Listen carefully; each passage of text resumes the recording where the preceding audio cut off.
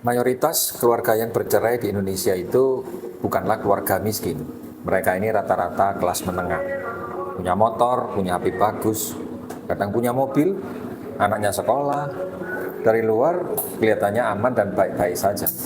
Tapi di dalam hidupnya dari gaji ke gaji. Dan yang paling sering jadi pemicu konflik besar apa? Keputusan finansial secara sepihak, terutama soal hutang. Ya Allah, tenangin diri aku ya Allah. Kelas menengah itu unik menurut saya. Tidak cukup miskin untuk dapat bantuan, tidak cukup kaya untuk salah untuk ngambil keputusan.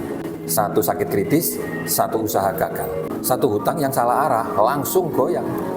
Dan yang sering terjadi adalah suami ngambil hutang diam-diam. Istrinya baru tahu saat tagihan itu datang dan kolektornya datang. Masalahnya sih bukan cuma uang, masalahnya ini trust. Dalam konseling keluarga modern ini sering disebut financial betrayal, pengkhianatan finansial. Bukan karena selingkuh sih, tapi karena menyembunyikan risiko yang besar dari pasangan. Lalu kenapa banyak pria punya uang rahasia? Karena merasa semua penghasilan itu harus disetor, takut dianggap gagal, trauma di masa-masa sulit, ingin punya kontrol, tapi diam-diam ini akan menciptakan bom waktu. Karena rumah tangga itu bukan soal solo player.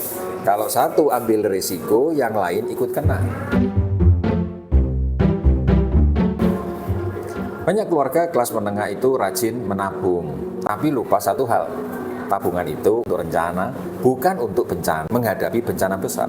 Kalau sakit kritis datang, tabungan jelas habis, aset dijual, hutangnya muncul, emosinya naik, hubungannya rusak. Dan semua dimulai dari satu kalimat, aku nggak mau bikin kamu khawatir.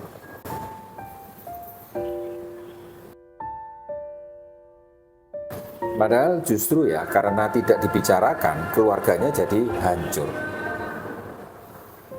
Orang dewasa itu secara finansial bukan orang yang paling banyak uang, tetapi yang paling siap menghadapi risiko.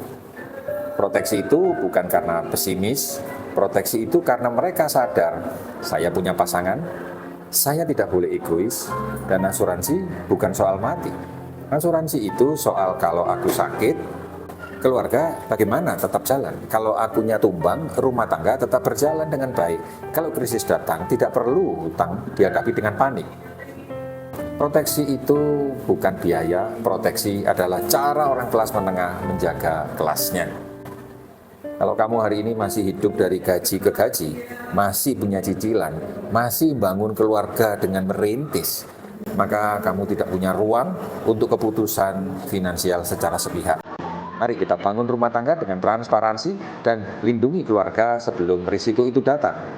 Karena uang bisa dicari lagi, tapi keluarga yang runtuh karena krisis finansial belum tentu bisa diperbaiki.